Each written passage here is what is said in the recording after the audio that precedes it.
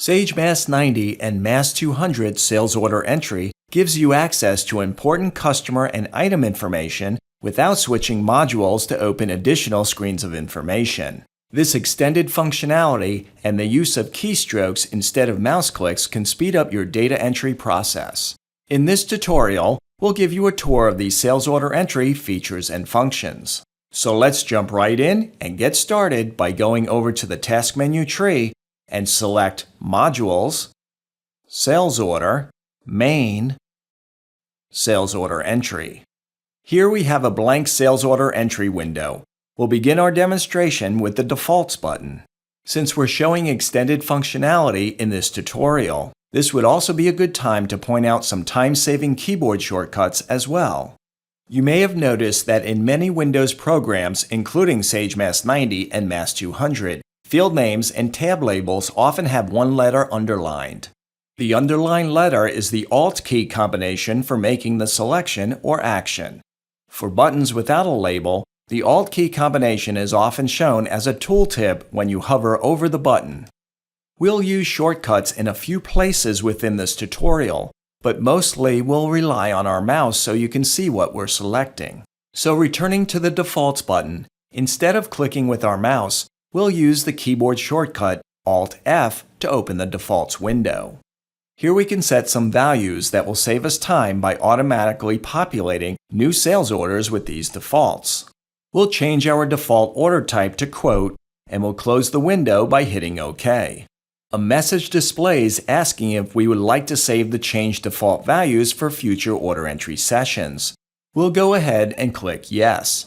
Now we'll obtain the next order number, which can be accomplished by either clicking the Next Number button or using the shortcut Alt-X. Notice that as a result of the change we made on the default screen, the order type defaulted to Quote. Another time-saving function is the Copy From button. Here we can copy from an existing sales order, from sales order/quote history, or invoice history. We'll select sales order/quote history and change our order type to Price Quote. Now we'll use the lookup to find previous order number 162 for American Concrete Service, double-click to select it, and hit OK to close the window. During order entry, depending on your security rights, you have access to the Customer Maintenance window by clicking the Customer button. Here we can view or change information on the customer's master file. Let's hit OK to close the screen. Now let's take a look at the Credit button.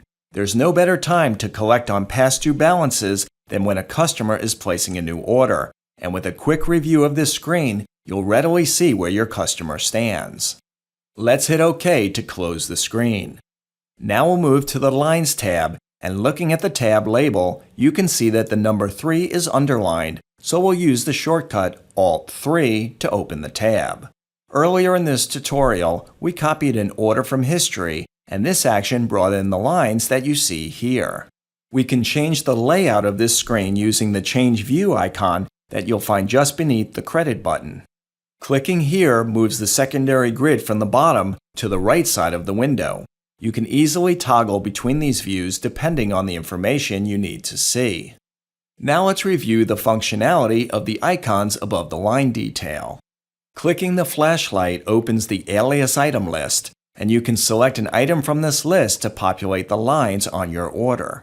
Next, we have two binocular icons. The first opens the Sales Kit item list, and again, you can select an item from this list to populate the lines on your order. The second binocular icon displays the customer's last purchase history. This can be useful when a customer wants to buy the same item that they had recently purchased. From this screen, we'll highlight and select item 8953.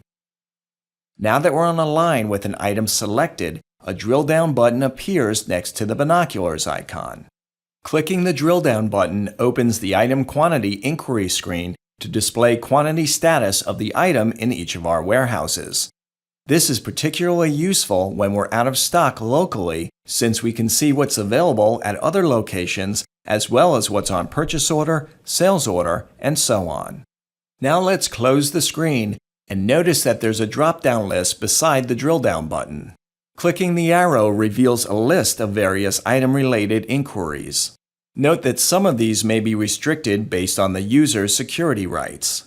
Item status displays the quantity of the item for the selected warehouse. Closing this, we'll move to price lookup. Price lookup displays pricing details for the item, including discount levels. You can enter different quantities at the bottom of the screen to give your customer on-the-fly quotes under the various volume discounts, and in this case, we'll enter 12. And once they agree on the quantity, hitting OK carries this quantity and pricing to the line on the order. And now we'll move to Alternate Warehouse. Alternate Warehouse displays the quantity available at other locations, and you can elect to ship the item from another warehouse by changing your selection on this screen. We'll hit OK and move to Alternate Item. Alternate Item displays other items that you've associated with the selected item that could be sold when the selected item is out of stock. Let's close and look at Item Memo.